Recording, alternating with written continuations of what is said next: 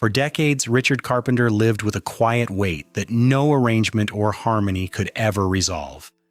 To the world, he was half of one of the most beloved musical duos in history, the architect behind songs that felt gentle, hopeful, and timeless.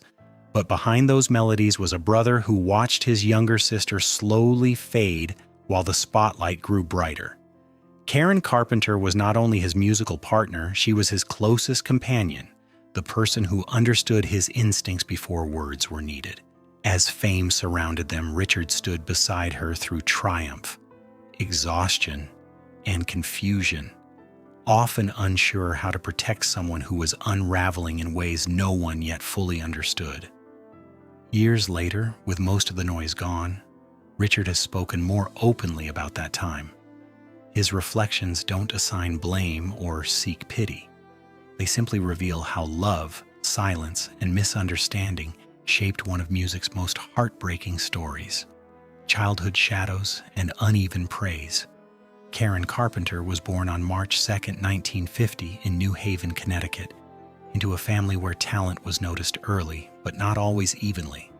Her older brother Richard quickly emerged as a musical prodigy, astonishing adults with perfect pitch and a natural gift for composition.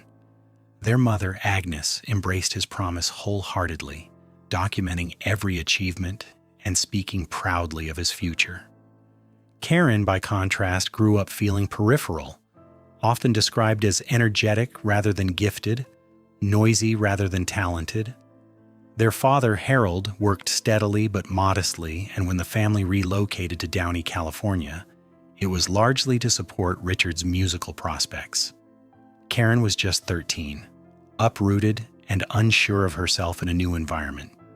She struggled socially and emotionally, carrying the sense that her role was secondary. That imbalance, subtle but persistent, quietly shaped her desire for approval and her lifelong need to be seen. Discovering her own rhythm. Karen's life changed not through praise, but through persistence. At Downey High School, she initially blended into the background, shy and uncertain. Music class became her refuge, and when an opening appeared in the school band, she stepped forward almost on instinct. What followed surprised everyone except perhaps Richard. Karen possessed an extraordinary sense of rhythm, absorbing complex patterns with ease and precision. Teachers quickly recognized her natural ability, and she soon became one of the band's standout performers. Yet at home, encouragement remained uneven.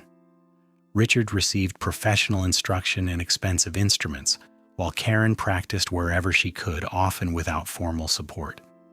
Despite this, she pressed on, driven not by validation but by instinct. Richard saw her talent clearly, especially her timing and musical intuition. What neither of them yet realized was that her voice, warm and unmistakable, would become the true heart of their future together. Finding their sound together. By the mid-1960s, music became a shared language between brother and sister. Richard explored jazz arrangements while Karen anchored performances with steady percussion, forming early groups that earned local recognition. Success came slowly, marked by small victories and frequent rejection. Everything shifted when Karen began singing more confidently, almost casually during rehearsals. Richard immediately recognized the depth and uniqueness of her voice. It wasn't flashy or forceful, but intimate and grounded, capable of conveying emotion with remarkable restraint. Together, they began shaping a sound built around that quality. Though early record executives dismissed them as too soft for the era, Richard persisted, refining arrangements that allowed Karen's voice to breathe. When their interpretation of Ticket to Ride reached Herb Alpert at A&M Records, it opened a door they had been knocking on for years. Suddenly, possibility replaced uncertainty, fame, and the weight of perfection. Success arrived swiftly and completely.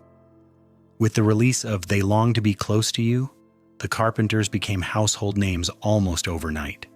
Karen, barely out of her teens, found her voice playing from radios across the country.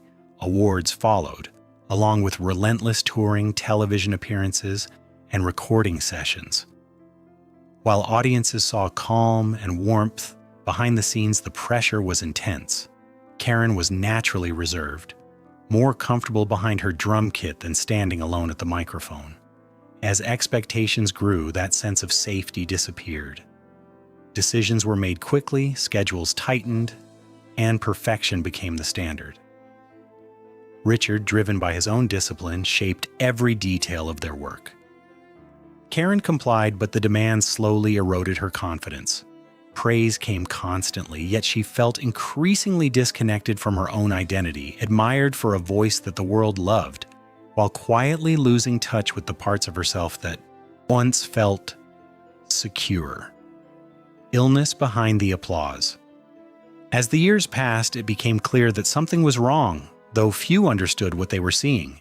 Karen's energy faded, and her appearance changed in ways that sparked concern and speculation. At the time, eating disorders were rarely discussed openly, often misunderstood or ignored altogether. Karen herself struggled to articulate what she was experiencing, caught between public expectations and private pain. Tours were shortened, appearances canceled, and explanations offered that only hinted at the truth. Richard later admitted that he noticed the signs but lacked the knowledge to intervene effectively. The family dynamic added further complexity as conversations about vulnerability and emotional needs were difficult to navigate. Karen continued to perform, determined not to disappoint, even as her strength diminished. Applause followed her everywhere, but it could not reach the deeper struggle unfolding quietly beyond the stage lights. A search for independence. In the late 1970s, amid personal and professional strain, Karen sought something she had rarely known: autonomy. While Richard stepped away to address his own challenges, Karen traveled east to record a solo album. The project allowed her to explore new styles and express a maturity that had been largely hidden within the Carpenters' carefully crafted sound.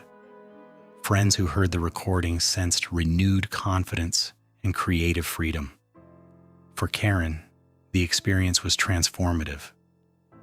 She imagined a future where music could exist without constant pressure or family tension.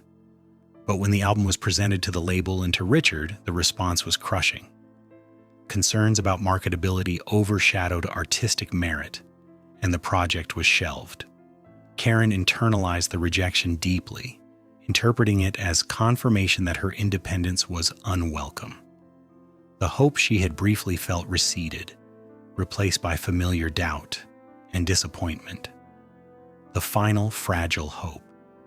In her last months, Karen appeared to be regaining a measure of strength. Friends noted moments of humor and lightness that had been absent for years.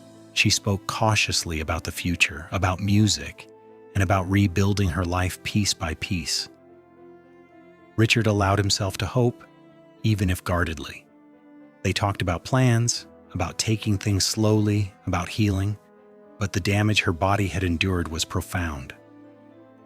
On February 4th, 1983, Karen collapsed at her parents' home and was rushed to the hospital where she was pronounced dead at just 32 years old. The shock reverberated instantly. The world mourned the loss of a singular voice, while Richard faced a grief that had no public language. He had lost not only a collaborator, but the person who had shaped every chapter of his life. Richard, legacy, and lingering grief. In the years that followed, Richard devoted himself to preserving Karen's legacy with care and reverence. He remastered recordings, oversaw releases, and eventually allowed her solo work to be heard, offering the world a glimpse of the artist she had been becoming. Yet no amount of preservation could quiet the personal loss. Richard has spoken openly about regret, about moments when he wishes he had understood more, acted sooner, said different words. He remembers telling Karen he loved her and wishing she had heard it often enough. Today, Karen Carpenter's voice remains timeless, capable of evoking comfort and longing in equal measure. For Richard, each note carries memory alongside melody. Behind the harmonies that continue to move millions is a story of love, silence, and sorrow, finally spoken not for spectacle, but for understanding.